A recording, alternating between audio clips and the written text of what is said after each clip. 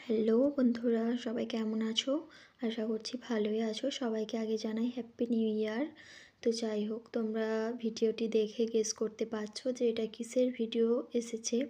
তো যাই হোক, আমরা না অনেক দিন ধরেই ভাবছিলাম ফিস্ট করব। জানো তো, ফাইনালি ফিস্টটা করে ফেললাম। তো দেখতেই পাচ্ছ এখানে মুড়ি মাখা হয়েছে। আর টিফিন আরে করার পর তারপর আমরা কাটাকুটির দিকে যাব। তো দেখো এখানে মুড়ি মাখা হয়েছে, আমরা সবাই মিলে আনন্দ করতে করতে মুড়িটা খাচ্ছি।